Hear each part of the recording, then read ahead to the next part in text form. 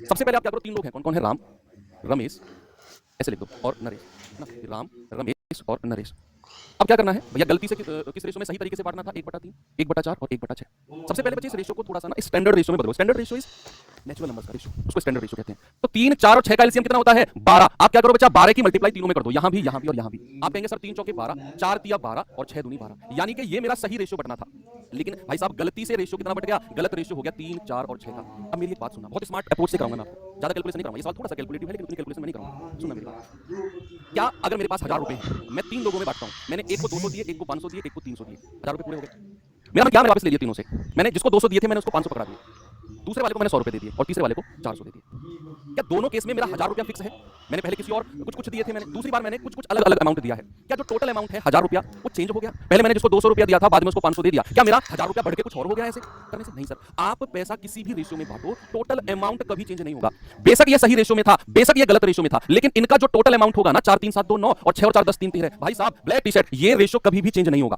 इसको हमें टोटल करना पड़ेगा, ये ऑलवेज सेम रहेगा, क्योंकि पैसा तो 702 ही है, जो गलत अनुपात में भी बटा और जिसको सही अनुपात में बांटना था, वो पैसा दोनों केस में सेम है। तो यहां हम सबसे पहले इसको इक्वल करेंगे, तो 13 की मल्टीप्लाई ऊपर कर दो और यहां 9 की नीचे कर दो। अब दोनों अमाउंट सेम हो गई, यानी कि ये है जो टोटल पैसा बटना है, टोटल पैसा। तो 13 की यहां करिए, तीनों में कर दो, 13 चौके 52, 13 तिया 39 और 13 दूनी 26।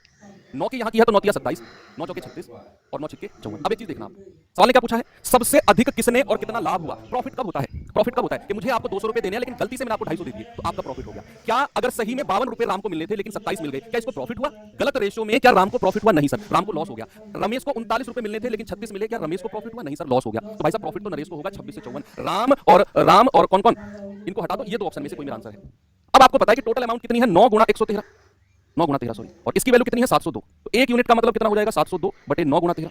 तो 13 पंजे 65, 13 चौके 52, 9 छिक्के 54। एक यूनिट का मतलब 6। और आप देख लो नरेश को प्रॉफिट कितना हुआ है? सर नरेश को प्रॉफिट हुआ है, आप कहेंगे सर 24 और 4 28 रुपए का प्रॉफिट हुआ है, 28 का। तो नरेश का प्रॉफिट कितना हो गया? 28 और गुणा 6, ये आ जाएगा 168 रुपए का। आंसर कितना हो गया? Option C. कम कैलकुलेशन के साथ है ये। आपको सबसे पहले ये टोटल इक्वल करना है और गुणा करके देख लो, फिर यहीं से डिसाइड कर लो। अभी आप टोटल एग्जैक्ट अमाउंट के पास मत जाओ, अभी केवल एक चीज देख लो कि भाई यहीं से ही किसका प्रॉफिट और किसका लॉस हुआ है। इन दोनों को तो नुकसान हो गया, 52 से 27 और 39 से 36, इनको तो प्रॉफिट नाम का कोई मतलब ही नहीं है। प्रॉफिट तो केवल नरेश को होगा, क्योंकि उसे 26 मिलने थे लेकिन गलती से 54 मिल गए, 28 यूनिट ज्यादा। तो टोटल को मैंने 702 के बराबर किया और एक यूनिट का मतलब आ गया 6 और फिर मैंने 28 का मतलब 168 कर दिया। ठीक है, आगे बढ़े, चलिए आगे चलते हैं।